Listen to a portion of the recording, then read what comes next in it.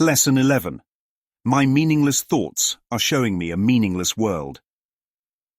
This is the first idea we have had that is related to a major phase of the correction process, the reversal of the thinking of the world. It seems as if the world determines what you perceive.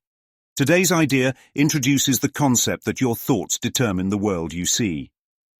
Be glad indeed to practice the idea in its initial form, for in this idea is your release made sure. The key to forgiveness lies in it. The practice periods for today's idea are to be undertaken somewhat differently from the previous ones. Begin with your eyes closed and repeat the idea slowly to yourself. Then open your eyes and look about, near and far, up and down, anywhere.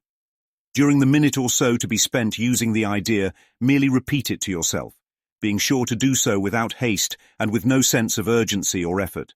To do these exercises for maximum benefit, the eyes should move from one thing to another fairly rapidly, since they should not linger on anything in particular.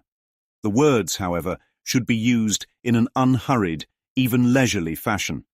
The introduction to this idea in particular should be practiced as casually as possible. It contains the foundation for the peace, relaxation, and freedom from worry that we are trying to achieve. On concluding the exercises, close your eyes and repeat the idea once more slowly to yourself. 3 practice periods today will probably be sufficient. However, if there is little or no uneasiness and an inclination to do more, as many as 5 may be undertaken. More than this is not recommended. The reversal of thinking. This lesson introduces us to the idea that our perception of the world doesn't come from the world itself, but from our thoughts. For most of us, this is a revolutionary concept. The world doesn't do anything to us. What we see out there is a projection of what's happening in our minds. We are asked to begin reversing the 180-degree backwards thinking of the ego, which insists that the world determines how we feel. This reversal is crucial because it shifts responsibility from external forces to our internal landscape. In this shift lies the beginning of freedom. Perception versus projection. The lesson points out that perception is not reality. Projection makes perception. What does this mean? It means that what you think is out there in the world is actually a reflection of the thoughts you're holding in your mind. If you believe the world is hostile, you will see hostility. If you believe the world is loving, you will see love. Your thoughts determine the world you see. Why practice this idea? The lesson says to be glad to practice this idea because in this idea is your release made sure. But what are we being released from? Release from illusions, the stories, lies, and misperceptions we've been living by. Release from victimhood, the belief that the world is doing something to us.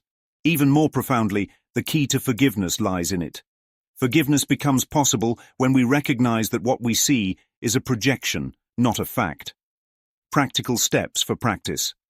The exercises in this lesson are simple yet transformative. You begin with your eyes closed, repeating the idea to yourself. My meaningless thoughts are showing me a meaningless world.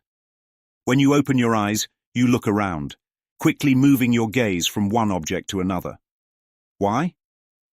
Because every object is the same. The stove is as meaningless as the fridge.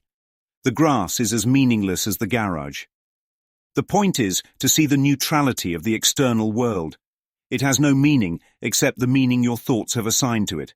This practice helps loosen the grip of egoic thinking and lays the foundation for peace and freedom. The gifts of this practice. The lesson makes a bold claim.